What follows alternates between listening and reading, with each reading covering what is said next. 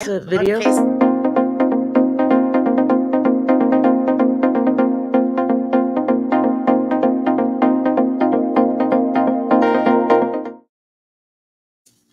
Good morning. Good morning. Hi, it is September 9th, Friday. We are at a Shared Universe podcast studio. Welcome to EMAC's Chamber Chat. Meet our members, our bi-weekly, twice a month. Bi-monthly. No. Bi-weekly. Bi-weekly. Bi-weekly. Bi-weekly, but not every other week because we like to mess it up on you. But we have two chats, two podcasts a month to introduce anybody and everybody to our members. And we like doing that. We love our Shared Universe podcast studio partner that works with us and allows us to come in here and goof off for an hour twice a month. We like that. And they would love having new clients. So anybody who's interested, please reach out to them and they will help you do your own podcast. I was afraid. The first time I did it, I was a nervous wreck. And then by the end, I'm like, it's over. And so we tell people that all the time when they come in here. Oh, it's over. I guess I should introduce who's at the table with me, right? I have Ray Eckhoff, who is from Provident Bank and a member of the board of directors for the chamber. And then we have Dr. Monica Sood from Kaya Health and Wellness, who is our guest today. So, and we also have Chris Madd on the boards with us today. Oh. And Bill McCaslin says, love the podcast. Thank you. Is he a friend of yours? No. Is he a friend of yours? No. Oh, well, hello, Bill. Welcome. So anyway, we have to take care of some business. We want to thank our corporate sponsor, which is Nissan City of Red Bank. Don't forget to subscribe and check out all the podcasts on A Shared Universe. Oh, he must be friends of yours then, Bill. Way to go. Nissan City of Red Bank is our corporate sponsor, and they are really family owned, family operated, really like dealing with family, make you feel like family when you're in there. They have transparent pricing, efficient processes, and the respect you deserve. So stop by and visit them at 120 Newman Springs Road in Red Bank whenever you'd like. They're always looking. And Bill, I see now this, I get very distracted. I'm not very good at this. Thank you, Bill, very much for supporting all the podcasts at A Shared Universe. They appreciate it. We appreciate it. Thank you very much. Anybody else out there listening? Bill needs company to talk to online here. So go ahead, jump in. And then I guess we'll say had a quiet August. We took August off for the chamber as far as events and networking goes. We let everybody enjoy their families in the summer, the end of summer. So we are kicking it back up in September. So we have, you want to stay a step ahead with your networking with EMAC. And so we have 3 events this month. We have our breakfast kicks off next Wednesday morning, and it is at Middletown Arts Center, the Different Pillars of Retirement Income. It's sponsored by Friedman LLP and Grant Vest Financial something that I can't read. Sorry, Leo, but it's Grant Vest Financial. That's why. And, it's very interesting because one of the things that's really cool about this presentation on Wednesday, is that it's 2 members with different companies who do the same thing, who are going to work together to bring different parts of information to all of you. So it's a great way of showing that like you can be in the same business, be part of the same same industry in the chamber, but still all work together and have value to share with everyone. And, there's plenty of business to go around. Collaborate. Right? Yeah. You can speak to that as one of the how many bankers that are in our chamber? Quite a few. I have no idea what the total is. But you've definitely been the one that's been there the longest. Yes. That's true. And then we have you tell them what we have on the 26th, Ray. So the 26th, unfortunately, I'm promoting something that's actually full. We can still take sponsorships. We can still take sponsorship, T-signs, yeah. T-sponsors. But it's our wacky, our 9 holes and our wacky 9 holes, 3 clubs, wacky putters tournament. And basically it's only 9 holes at Jumping Brook Country Club. And you only get to bring 3 clubs with you, and one of them can't be a putter. And we provide the putters, and a putter can be anything like a hockey stick, a field hockey stick, a broom, a tennis racket, a gallon of water, or anything else that we kind of think of. So it's a lot of fun. As I said, this year we had quite a few members sign up to play that hadn't played in the past. So we did fill up the event because it's only 9 holes. So we have 48 people playing. So it's going to be a lot of fun. And we do want to thank our presenting sponsors for that event, which is Provident Bank, Linda Berry McCormick, Estabrook and Cooper, and Packaging Distribution Resources. See if you sponsor, your name gets on a podcast a lot. Isn't that cool? Very cool. Very cool. And then lastly, we have a unique experience. We are doing networking night at the museum on Thursday, September 29th. We are going to the Monmouth Museum on Brookdale's campus. It's hosted by Brookdale Community College, and it will be a joint event with Eastern Monmouth Area Chamber of Commerce and Monmouth Regional Chamber of Commerce. We do have sponsorships available for that. That's going to be an awesome event. Each chamber is limited to 35 people. So definitely sign up if you want to attend so you're not closed out of this event as well. And you definitely want to go to your chamber that you're a member of first to register. And if not, you can, Ray's looking at it. And if not, you can come as a guest for EMAC, or same thing with Monmouth Regional. So please reach out to us, emacnj.org, and sign up and join us on the 29th. There'll be, with 35 per chamber, you've got double the networking to do and a total of 70 people to network with. And we'll be hearing from the museum and a couple of other participants. So we're very excited about that. And if you've never been to the museum, it's a very nice little hidden gem on the Brookdale campus. It really is. And it's there's a brand new the exhibit that we'll be looking at that evening is a Smithsonian traveling exhibit. I apologize if I'm going to get this wrong, but it has to do with the process of the voting rights. So it's all American, the history and art related to voting. So it's really cool. And you can check out more details about that on our website as well, emac.org. Just go to the event date, which is September 29th, and find out more about that. And let's see, what else do we have going on? That's it, I think. Except for right now. That's it. Because October, we have a super packed month coming up. October, we have an event every single week. So, that is my birthday, Ray's birthday, and our anniversary. So, celebrating that, but we'll be with all of you for the whole month of October. So, check out the calendar again, events at emac.org. And we have an ENG event on October 6th. We have a Women in Business on October. Then we have the breakfast on October 12th. Then we have Women in Business on October 17th. And then we have the Business After Hours. I believe that's October 25th. So lots of opportunity to get to know EMAC and network with our amazing group. We do have a membership now of over 300 members. So we are happy to provide opportunities for you to come to get to know us and promote your own business.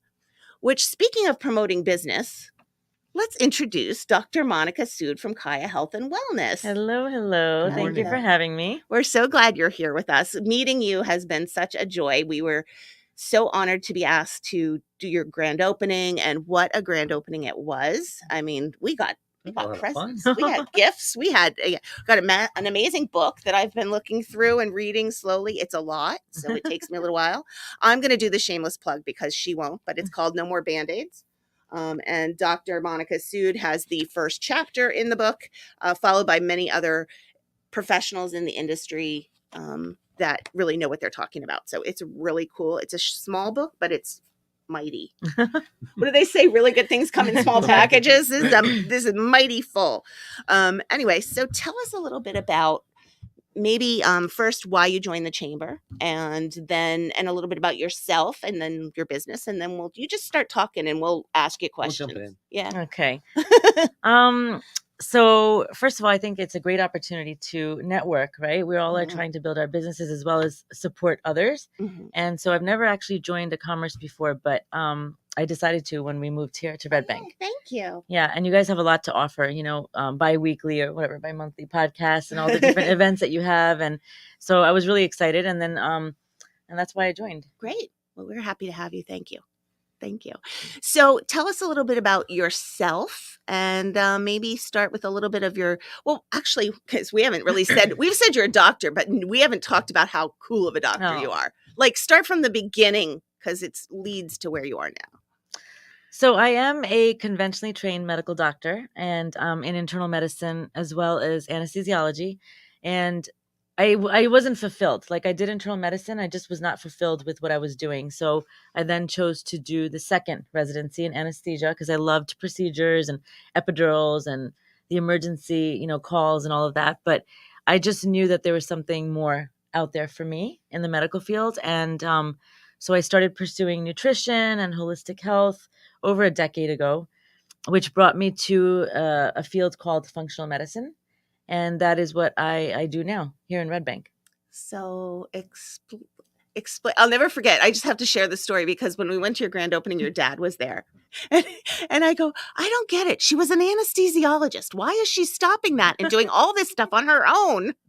He was so cute. I mean, he was so proud of you, but it was so cute. Like he goes, I don't know. She was, it was really funny. Well, sometimes you're called, you know that you have a purpose. And for me, that's what this is. Otherwise, just working as an anesthesiologist would have been great. I would have a great life and be able to travel the world, but I'm so drawn to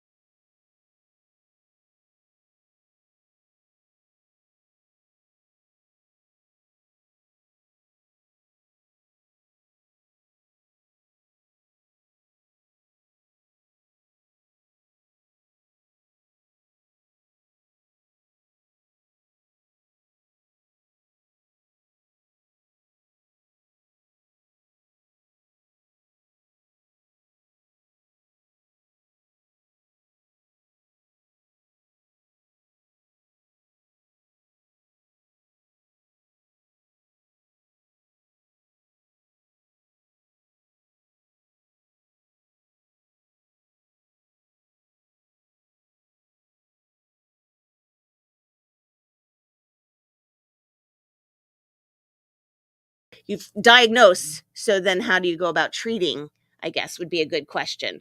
So a lot of it, we do testing, so that if you have a genetic predisposition to a disease. And of course, there are certain diseases and things that we cannot. And if you're genetically predisposed or you have it, you have it. And of course, medications play a role. But for the most part, what we believe in functional medicine is that genetics, this is what a lot of my mentors say, that genetics load the gun and lifestyle and environment pull the trigger. Because if you think about it, there are twins that you may know of, identical twins, and as they grow older, if it's just genetics, then shouldn't they both have the same diseases and the same things, like years later, for example, Alzheimer's, cancer, heart disease, diabetes.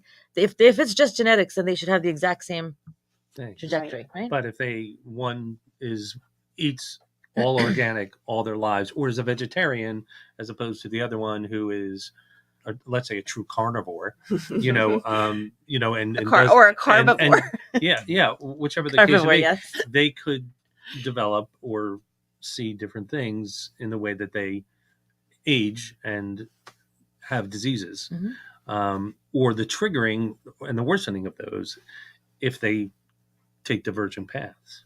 Exactly. And it's pretty interesting to see that. And when you think about that, doesn't that make sense? Sure. That if it's just, a lot of people blame everything on just genes. Right. If that was the case, then in twins, we would see 100% the same type of disease processes. Right. But you don't. Yeah, because I remember you said, and I love the way it was explained, like a gun, because I know that I've done some very minor, but I know there are some ways that certain things you do or certain things you eat will trigger and turn on that gene. So we'll start to cock the gun, so can you then reverse that? I have seen for a lot of chronic diseases, of course, there's never 100% guarantee, but I have personally seen what you would call miracles, right? Mhm. What anybody would say. And people who have been suffering for years or decades with whatever they come, once they change their lifestyle, they do things to help themselves. Yeah, we see some big changes, and we've seen people come off of medications too. I don't know if you're going to tell the story that was told at your grand opening or not, or a similar story, because I think that resonated amazingly to me. Are we talking about the bread? Oh, the bread's a good story though. The bread, yeah, no, I wasn't. I was talking about the person. What did I talk about? I'm always talking. No, you about. weren't talking. Oh, You had someone speak for you. oh, Speak. Christina. Okay, I wasn't sure if I was allowed to say anything. Of course. But you got to tell the bread story. So tell the bread story. And then please, I have to talk Okay, about Christina. then you can't talk about Christina. It's funny, but years ago, probably about a decade ago, I was living in New York City and I had gone to a salad place and they give you a piece of bread. And I just, for no reason at all, I had recently seen a video on YouTube about somebody who left a McDonald's sandwich in their car and like years later found it and it was the same shape, but it was rock hard. So I decided to do my own little experiment. Again, for no reason. Everyone thought I was crazy. I just kept that piece of bread. I labeled the paper that it came in and I brought it with me everywhere I moved. And I showed it to you guys. I did not preserve it. I didn't put anything on it. And it was rock hard. And it looked exactly like the same piece of bread as it did 10 or however many years ago it was. So the reason that I showed that at the grand opening was that this is the type of foods that we're eating and putting into our body. So imagine the effects that it has on us over the long term. Right. Wow. Wow. Not I real can food. feel a couple loaves in here already, so It's not real food. Yeah. it's not real food. So please share Christina's story, because that is a true, so that's the physical evidence, and then you have the miracle evidence. So Christina came to me. She came with her son. And Christina, I hope this is okay that I'm sharing. Should I text her, make sure? She spoke about it openly. Yeah, she did. Yeah. I would think. I didn't want to bring it up, but I figured she works. You Yes. have to deal with the full on of me. Yeah, so she's basically, they had some challenging health issues and they came and they trusted and they went through the treatments. I'm being a little vague, but whatever it was. And her son, as she spoke at the grand opening, instead of living in a 90-year-old body who was suffering for 14 years, he was now living this life that she hadn't even seen or ever imagined him to live. She is such a believer, and she actually was the reason the grand opening was such a success.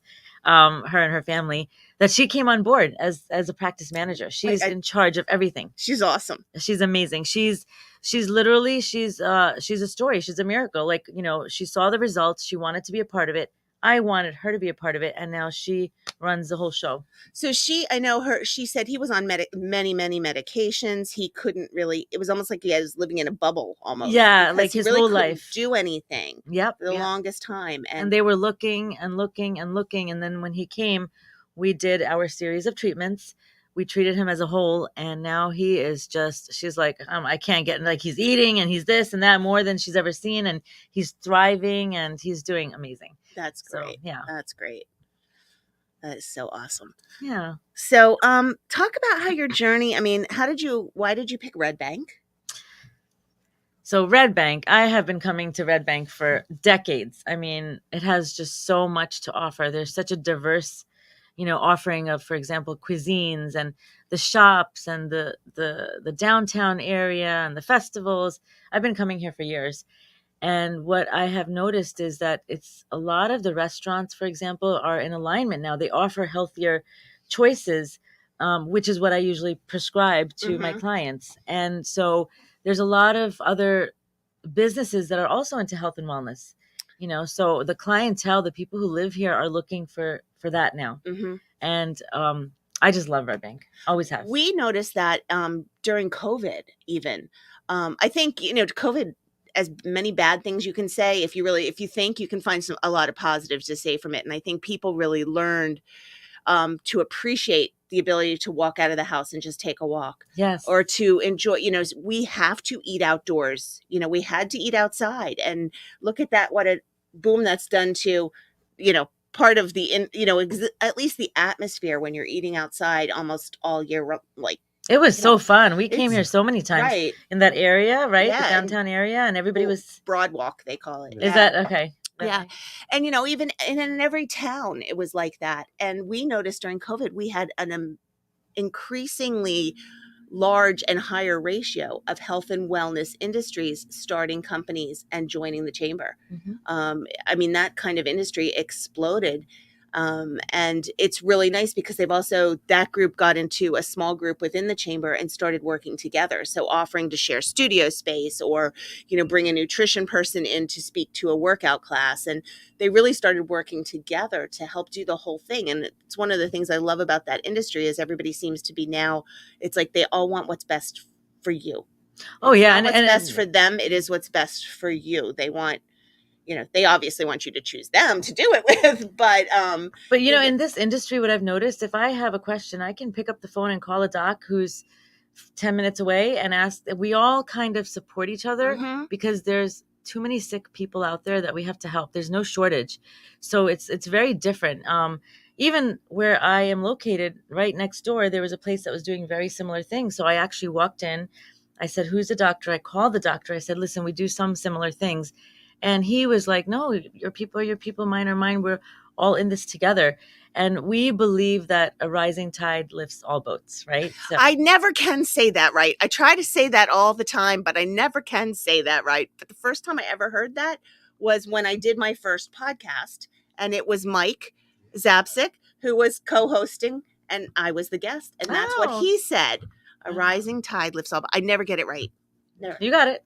I did only because you just said it. Otherwise, I'm like, when the water goes up, all the boats float. Like. But that's par for the course because I can't get words right on anything. So, So I have a question for you, and this comes out of some of my experience in working with being on the board of CPC Behavioral Healthcare.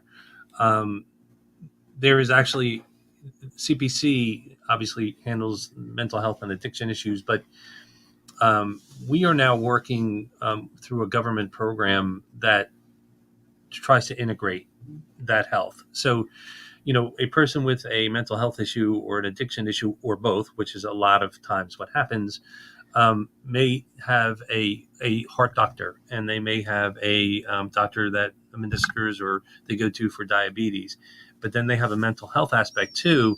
So we have been kind of the centerpiece, and then we work together with them. So I was wondering, do you do that same thing?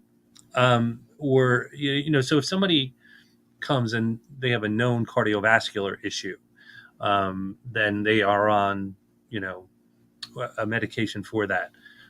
Do you integrate with them and try and work with them, the other physicians that they see? So I always tell them, for example, if I have a cancer patient or somebody with diabetes, that they have to and they should be in touch with their primary care and their doctor to make sure that we're all on the same board. If they need me to, I can obviously give them a call. But unfortunately, a lot of the conventional medical doctors don't really necessarily see the way medicine the way I see it. So, and I'm not saying they're right or wrong, but that's how I was trained. I was trained. That's why I left internal medicine, because a patient would come to me and I would check their labs, check their blood pressure, everything, and then just send them off with a script to see them in 3 months. And if the numbers went up, I would increase the medication or add on a medication. And for me, it was not fulfilling. I just knew that there was something more. So, again, a lot of those doctors, maybe for whatever reason, we're not taught the way functional medicine is taught now. Functional medicine is. So the way I look at a person, if they have high blood pressure or whatever, we still, again, get to the core root cause. We work on the inflammation. There was a big article in Time magazine years ago about inflammation as the cause of, many diseases. So we just start working at the bottom, getting healthy at the cellular level. And a great side effect might be that you don't need as much diabetic medications or high blood pressure comes down. These are our side effects. Your side effects. Oh, darn. I think I'd go for that. So what if a patient walks into you? Are they usually in an acute situation, or have you had people who just decide they want to be a patient of functional medicine. So that's where, if it's an acute situation, they absolutely need to go to, the ER. Well, I urgent care. meant acute, like maybe I meant more chronic. Maybe it's something like they're just so sick of feeling sick all the time.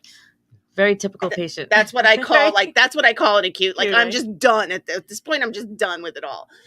Unfortunately, we see a lot of that. They're medication after medication, side effects. You take a medication and then you have to treat the side effects that come, or you need to increase the medication or add. So people are now starting to realize that there might be, again, there's never a guarantee, another way.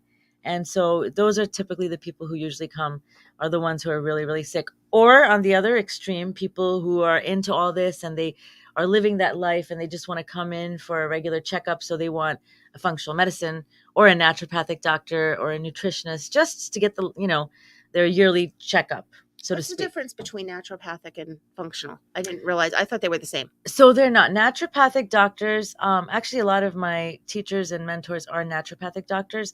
It is a medical school, but it's a little bit different. They focus on homeopathy and IV therapies, and I can't speak much to that. All I know is that I highly respect them, and I learn a great deal from them. I believe that they look at a person as a whole, much more so than we do in conventional medicine. And again, you cannot generalize because there is absolutely a place for conventional medicine.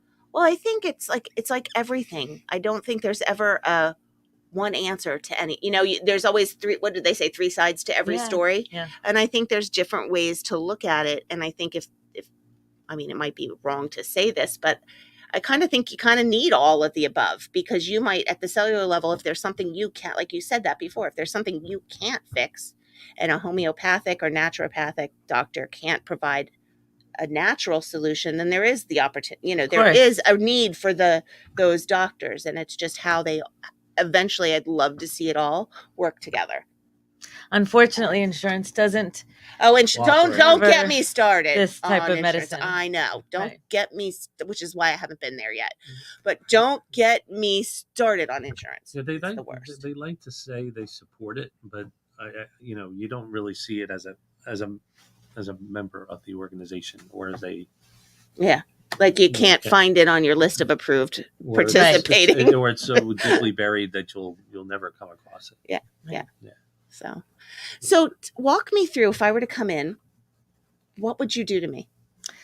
Or for me? What would you do for me, Dr. So first and foremost, we would have a discovery call. Okay. Prior to any of this, because, for about 10 to 15 minutes, I like to speak to anyone who's inquiring to see if they're a right fit for me and I'm a right fit for them.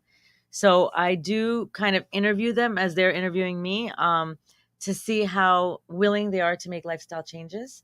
Because I have had people who have come in who are like, listen, I'll give you whatever you need, but I'm not stopping my burgers and my pizza and all that. And then unfortunately, I can't take them on as a client. Right. So why you're not going to take them on to fail. And they need to make the change to succeed. Right. So the first step is a discovery call, usually 10 to 15 minutes.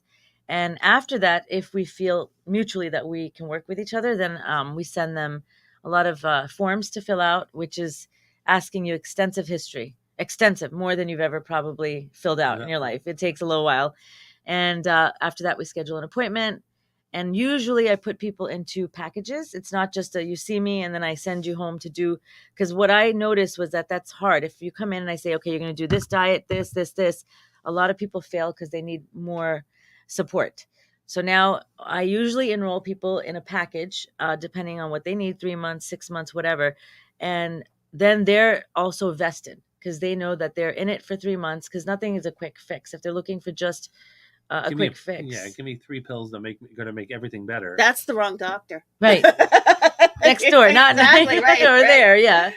So it all varies. Everyone is very, very different. There's different packages, and I don't know until I actually look at the history, talk to the person, see what they're looking for.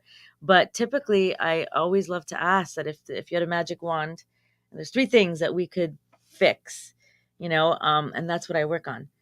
And also another favorite question of mine is I always ask them, and it brings tears to many people's eyes actually, is when was the last time that they were actually well, truly well? Oh God. Yeah. We'll talk. We're on our way to Massachusetts for a wedding. Well, that'll give us hours to talk about the car. Yeah.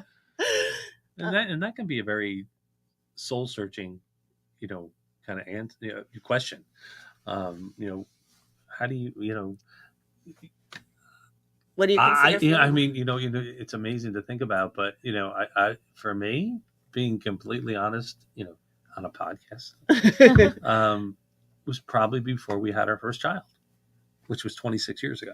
Wow. Almost 27. Yeah, because her and I both said, well, we really need to do something. We need to lose weight. We need to eat better, and we need to exercise more. And for probably a good year, we did that. And that was back in the old Weight Watcher days when you actually went to meetings. You know what I mean? Nothing was online. You wrote everything down by hand. And you stepped on the scale that had the balance arm. And I mean, and the looks that I got, I came in at a certain weight and went out at a certain weight. And the looks that I got, because I was the only man in the group when I lost like 10 pounds in a week, they were all like, looking at me like, yeah. So that was probably the last we were time cute that back then.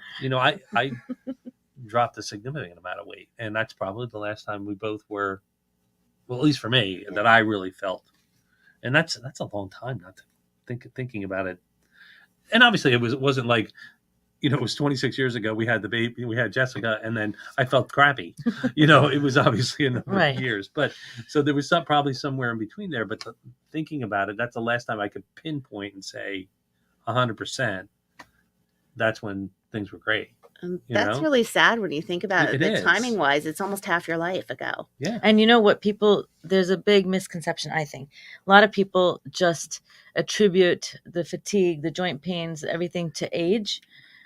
In my practice, I have two people, 80 plus. One is 88. One is 82, I think. And they have been doing this type of stuff for longer than I'm born. Okay. And they were coming to me now currently. They are healthy and they do it for maintenance. And the one, he's building houses, 80 plus years old. He has the energy, and that's really how we're meant to be. It's not just, you get old, you're gonna have all those problems. It doesn't have to be that way. Right. It really doesn't. I mean, there's a book out there, I forget what it's called. I think it's called The Blue Ocean, is it, or something? But there's 7 places in the world where they have the most amount of centurions, people who are living above 100, and they talk about what the commonalities are, and it doesn't have to be. We are meant to live to above 100. Yeah, I look at it in good health. My grandparents on my mom's side were very healthy. They both lived till over 90, and I think close to that. And they were the meat and potatoes, but farmer, carpenter. She did all the wash. Everything was, she made the bread by hand. So you think about that, like the things that we have all these machines to do for us now, they did. And it was physical, yet they ate 3 meals a day. And that was... They weren't eating bags of Doritos. No. Right, that's the thing. They only had meat and potatoes. It was meat that was not fed hormones, and it was not more organic without knowing what organic really was. Right. Yeah. Right. So, yeah, and it always amazes me. I always feel very lucky that they live to be. And stress also has a big part of it. It's not just the foods that we eat, but stress has so much of an effect on our bodies and the disease processes. And we're all living in a fight or flight sympathetic state for most of our lives, really, probably the way it is, in the world. So I think stress also I was going to say, have you noticed or have you heard or studied, when did stress become so prevalent and poorly affecting people? Like, I look at these poor kids now that are in school and they're stressed out in 8th grade. That's too much stress. I don't, they're probably not as stressed as they think they are, but they hear people saying it, but they can identify stress at such a, at 8th grade, I was like, the biggest stress was what to wear to the school dance, right. And you looked cute and you went and the stress was over, or is somebody going to dance with me? And it lasted a minute and then you were over it. the stress that these kids are experiencing in life and how fast paced we live here. Have you ever studied like when or what the cause of that? So I have never studied that, and I've never actually even thought about that. But as I'm thinking right now, I would think, and by the way, we love technology. I mean, everything. We need it. This is how the world is, and I Mhm. no problems with it. But the more advanced we are getting, I think with technology and all the options that we have, I'm thinking maybe that has something to do with it. Because, like, again, for me, the stress when I was in seventh grade was, am I playing hopscotch or am I going to go play like dodgeball? It Right. was still Right, exercise. right. Right. You know, now the stress is like, what are you going to watch on your, or what? Instagram. Right. What TikToks can you follow? Yeah. Right. So, and I don't know. I'm not an expert in that. Never even had been asked that, but that's what I'm thinking. That would make sense. And that's interesting because the technology, they say, is supposed to make our lives easier. Hmm. Yet it processes things so much faster. So you constantly feel like you have to work faster and work harder. And The options are there and everything. I think that's one part of it, probably. you know, Yeah, we used to talk about like when you'd go outside and you didn't come in until you would go out in the morning and you didn't come in until dark. You know, and like the kids, you don't see kids out in their yards. You don't see kids out playing very often anymore. And there's a really funny thing on Facebook that I saw during COVID where it says back 20 years ago, you see the mom pulling the kid by the ear to come back in to eat dinner. Mhm. And now you see the mom pulling the kid, he's on his phone and on this laptop, Right. go outside to like Yeah. go and, play Yeah. with your friends. Yeah, it's true. Things have Interesting. changed. What if what do you see as the again, I mean, and again, it's making probably a very generalized aspect of everything that you do, but obviously stress has an effect on a lot of different not only the mental side but the physical side. um, what's the best stress buster that you would say is the first step? Is it exercise? I mean, I've heard people say, that even just going out for a walk is probably one of the best things you can do to just chill. So I would say, and I'm working on this myself because, I'm always trying different things. I would say maybe a technique called box breathing, which I'm having all of my clients I've do never now. heard of that. So I would say box breathing, which is basically where you take a deep breath slowly over 4 seconds, and then you hold it for 4 seconds, and then you exhale for 4 seconds, hold it. Believe it or not, it has a huge impact on you. If you do that for maybe 4 or 5 minutes twice a day, it's science based, actually, what it does to your body and the vagus nerve and something called the parasympathetic nervous system. So I would say that would be a great place to start is box breathing 4 or 5 minutes twice a day. And it's not easy. It sounds like, oh, it's 4 or 5 minutes a day, but I would say that as well as meditating, which I have struggled with my whole life. I've tried to meditate. It's hard. I just recently came back from a retreat in London. Dr. Joe Dispenza. I don't know if anybody's heard of him, but a whole week-long retreat on learning how to do meditation and breathing. Because I just saw people were sitting in wheelchairs for 20 years. They got up and they started walking in front of our eyes. It was like miraculous what I saw. So it is science based. It's not woo woo, this is the meditation, but I would say the breathing. Start with the breathing, nature, walking in nature, anything to do, putting your bare feet on the grass is something called grounding, where you're connecting to the earth's energy. I think these things and just taking a step back. But yeah, I would say this could definitely, possibly, maybe try it for a month, see what it does to you. Yeah, I mean, it would seem to me, I think, and I know my wife would say this about me, that even if I put down the phone and I'm not looking at it, and then I pick it up, 2 hours later, and there's an email that hits, and I react to it. You're going from that completely relaxed state where you're just hanging out, either reading a book or watching a real easy to watch TV show that's not stressing you out. But then you can flip and you end up back stressed again. And I guess that all feeds back to what you were talking about with technology. I think that there are some positives technology in that, even we look at our 19-year-old daughter who's a sophomore in college, and Jennifer will tell you about a conversation she had with a group of women after a women in business networking event, where she walked away like blown away by the conversation that our daughter had had with women of significance and very well educated women.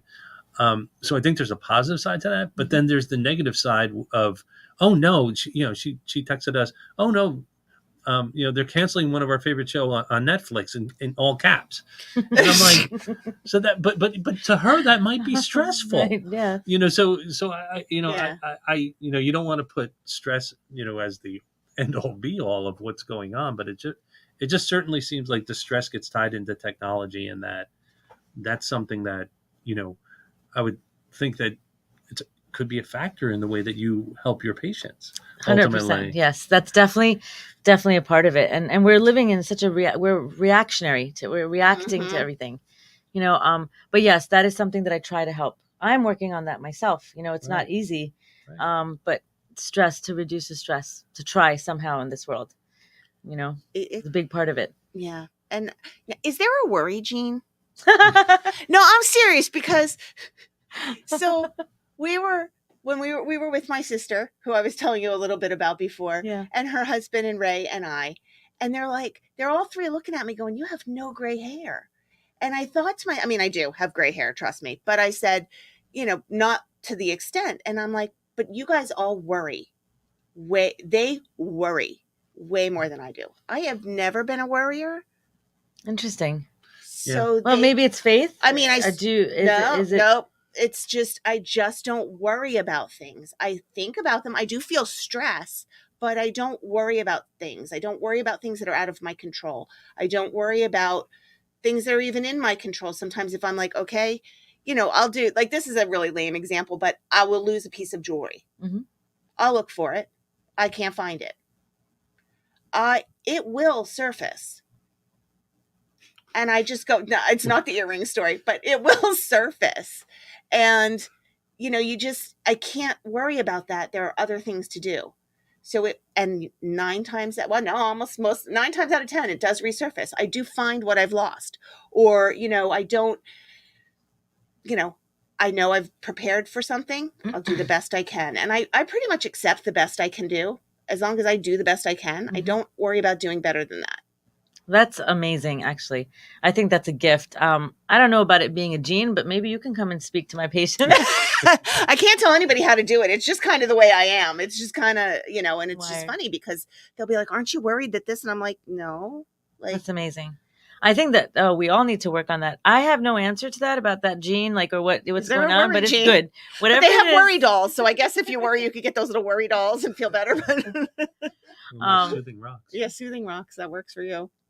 I actually believe in all that. Yeah, I he do. has these rocks he finds and they're smooth, and I it does just help him. relax. That's amazing. I Whatever just it takes. But then he picks up the phone, so then he has to hold three worry rocks, three soothing rocks instead. You're learning a lot about us today, aren't you? And it's funny when we do this, we don't normally do so much husband-wife stuff, but I think because this is in a personal, because you care for people, it's a journey. it Mhm. is a It's journey. not, and I think that's probably something else that you probably talk to your patients about, is just to say, if you think you're going to come to me for 3 months and it's going to solve everything and then that's it, it's a journey. I mean, you have to commit to that change, right? 100%. And sometimes it takes longer. Listen, it's not a one fix for everyone. Sometimes it takes longer that I still have clients that we have not figured out yet. We're on our way. They're getting better, but we have to continue, and unfortunately that does cost more as far as labs. Sometimes the cost can be a lot because you have to get more labs. We test for genes. Actually, there are genes that it can make you more anxious, that people are prone to be being more anxious. So then there becomes more in-depth testing. We start one place, but then we just keep on going. Heavy metals is another thing we test for. Oh God. Parasites, neurotransmitters, you name it. There's so many tests out How there. much of those what you're testing for Mhm. would compare to, I'm going to see my primary care for my checkup, and the week before I'll do labs. How many of Is there anything in that lab work that they do that really corresponds to what you look for, or is it really a whole different set? So we use those as a baseline. Mm-hmm. In addition, we have a lot more. So for example, for thyroid, generally speaking, conventional doctors will get a TSH and a T4, whereas we get TSH, T4, T3, reverse T3, thyroid antibodies because the way we look at thyroid, for example, is that it might not be the active form. We check the inactive form too, because maybe a lot of your signals going to the inactive form. So like maybe the numbers look good, but we test for more because the numbers may look good, but there may be something else going on. Because you're still having, your numbers look fine, but you're still having those symptoms that associate with with the thyroid. With the thyroid, which we know it's thyroid. So we check for a little bit more. I don't know if I explained that, in a way that you can understand, but it made sense to me. Definitely we only test if people for a are lot more. watching though, to watch the hand movement go to this side. Sorry. So we test for a lot more, and then there's a lot of testing that's specialty testing that is not offered that I'm aware of through conventional. Right. So they wouldn't be, if you're being you have anxiety.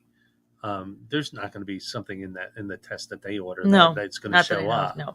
So and based on your past experience as an internist and internal medicine. So you would say, okay, well, there's these 1, 2, 3, 4, 5, 6 things, and if 5 of those are active, if you will, for lack of a better term, that's why you're having those anxiety issues. And if we can pull them out and calm them down or remove them from your, I don't know, metabolism is the right word, that may take you off of your anxiety medication. Oh yeah, like so if somebody comes to me with anxiety, believe it or not, anxiety can be due to a number of things. Okay, anxiety can be due to hormones being off balance. A lot of women experience that as they're middle age, 40s and 50s. They all of a sudden are anxious. And, and I think the statistics are that in 1900, there was only a certain percentage of women or people living above the age of 50 or 60. Now we're all living, like many people are living till the age of 80. And so optimizing your hormones naturally is, for example, one reason that someone might come in with anxiety. Believe it or not, foods that we're eating, you don't know it sometimes, but there might be a food that you're eating that's not suiting you and it's causing you anxiety. Anxiety could be a deficiency of some vitamins, so we can test for that. Right. Again, a deficiency of vitamins causing anxiety. It could be foods deficiency.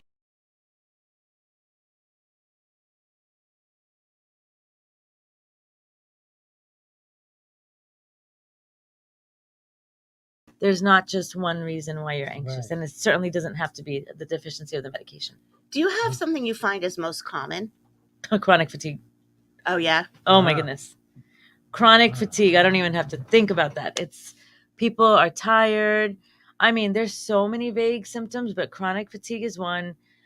Weight issues, another. Nowadays, anxiety, depression, everything that has gone on. So take chronic fatigue. How many, are you finding that that's stemming from, when you get down to the nitty gritty, do you have something that's causing that? That's more people are getting it caused by this versus this? Totally different. So really, just like the anxiety, your chronic fatigue might be due to the foods that you're eating. So you eat some foods, carb heavy, and you want to go to sleep and you have no energy, Right. It might be, yours might be different. Right. It might and you're not finding a percentage that's higher. It's so different. Like it might be Epstein-Barr virus. You might have had mono years ago and you never recovered. Excuse me. So it could be chronic Lyme's disease. So you can't pinpoint what is the cause of chronic fatigue. That's why we take a holistic approach, kind of look at everything. That's amazing. It's amazing. We heard, I could tell you, I don't know if this would be a right way to bring it up, but on the way over here, we heard that a snippet that scientists have discovered a way to, you said the Vagus? Yeah, to snip the fat. Does the vagus nerve, the part of the vagus nerve that craves fat foods in mice? Oh my goodness. See, that's interesting. Yeah. But see, I don't know about that study, and I'd love to learn more about it. Now, mind you, it was on the radio this morning with my crazy people who just come out with funny, not crazy, they're smart, but they obviously see it in the news and report, it wasn't a serious report. It was, hey, did you know scientists just found this? So I didn't hear anything more than that. But then you said the vagus nerve, and I'm like, that's what they said about snipping the fat gene. But here's the thing. I would take it, I would look at that as almost like, conventional medicine, putting a pill or a quick fix. Right. Whereas we can do it through meditation, we can do it through other means to stimulate the vagus nerve. Naturally, what people have been doing for thousands of years. Right. Relaxing. How did we get away from that? I know my dentist always says that my jaw is really tiny. And, you know, like I have a really, believe it or not, as loud and obnoxious as I am, I have a small mouth. And like, because probably I don't, you know, we've lost all of we had all those teeth because we were supposed to chew and gnaw. And like, I just find that the whole. And that's another thing. A lot of people don't chew their food. So then you Yeah. don't chew it to get the enzymes. And because we're in such a state. Mad rush. Yeah. Do you have patients count their Excuse me. chews? COVID. COVID. Not current COVID. Let's clarify Not that. Not current COVID. Past COVID. Past residual itching. Do you need oh, you have water right there. Where's that? You good? That's not mine, but Oh. Do you need a water? can you get me water, please? Thanks, Chris. But go ahead. You're So saying. no, so I mean, Not what I was saying. 'Cause jumping I got distracted by the water. jumping back again to the integration aspect. So chronic fatigue, would Thank you. certainly seem to be something that would require a lot of investigation and maybe past information from their primary care physician about what they did and how they were treating them. So that's where the history. Remember, I said that I sent you a whole history. Oh, yeah. We get into it. I even now have started asking people about water damaged buildings. Mold might be causing anxiety or fatigue. So the first thing is history and listening to the clients or patients. They usually can give you the answer. Then I do like to start with, some basic things like the food, hormones, things like that. But then we do advanced testing, to see and we keep on going until we find out what is the cause. What do you think is the absolute worst food for a person to eat? Like, honestly, like what's the worst food? Tell me the worst meal a person could eat. Because I think don't it's you all wonder, like seriously, are you eating it? You don't know. If she tells us what the worst meal is, and we're like, "Oh crap, that's what I had for dinner last night." Like, it's not because I know what I had for dinner last night. Let me throw out my guess and making it very. I don't think I'm going to say Dr. Monica is going to say it's not one thing. Anything processed. Bingo. That's exactly right. That's exactly right. I know. When did you come up with that answer? Those Doritos. No, I love Doritos. Don't get me wrong. But that's my problem. Like I can sit down and eat a bag of Doritos in the sitting. I mean, but you know this. Okay, so scientists have made it. So here's the interesting thing. There's actually science behind that it's addictive. The chemicals that are in there. You can't just have one Dorito, and that's what they advertise, and it's true. Right. Who can have just one Dorito? Nobody. Impossible. But you can have just one apple. Right. Yes. And be satisfied. Yes. And it's good. So 100%. And it doesn't turn your fingers orange. There you go. And you're not sorry. licking the bottom of the bag at the last crumb. I'm telling you, I always said that Oreos come in strips for a reason in the bag. Like you're meant to eat a whole row at once.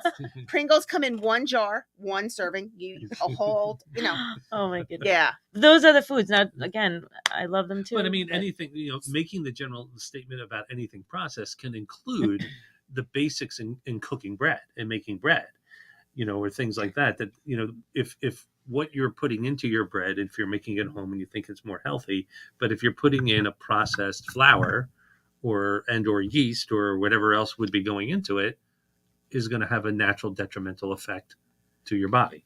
And it's the way it's made. A lot of people who actually don't gluten, really, it's not just the fad.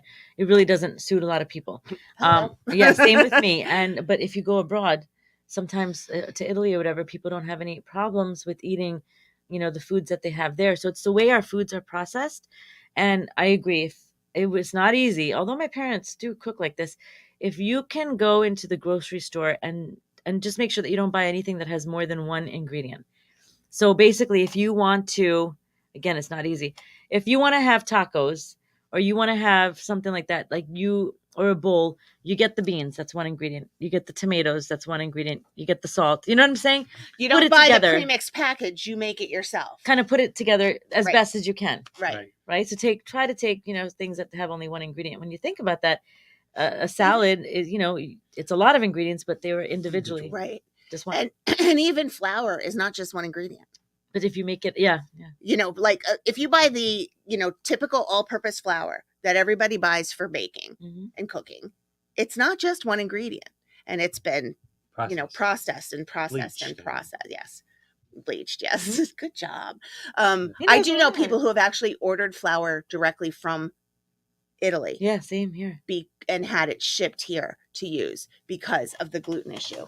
And somehow, in other countries, a lot of things that are that we have here are banned Mm-hmm. in other countries and have been. Mm-hmm. And so I don't know. I mean, there's a lot to be said with the food and the information that's in the food that we're eating. Yeah. And I do think kudos to the fast food industry for starting to try to get on board with providing yeah. healthier options. But here's the thing. Why is it when you go to a fast food, the burger is what, 99 cents, but the salad is like $5? You know what I mean? It's like It's making it hard, Yeah, it does. It makes it hard. And I think I've seen studies before where it's been, lower income people often have the health issues because they can't afford to buy the salad that's $5 versus the burger. You can get protein and bread and, a piece of lettuce for $1. Yeah. And it makes it fights against them. It fights against, it's just in the long term. Yeah. For sure. So, do you get a package if you get a 2-for-1? That's what they do, because you can get 5 little. No, I'm talking about you, Dr. Monica. 2-for-1. Like. Come on down. Come on down. We'll have that. Well, I don't know. Do we have to have our 15 minutes? I think you know a lot about. I think I know enough about you guys. So, you have no idea. We're not close.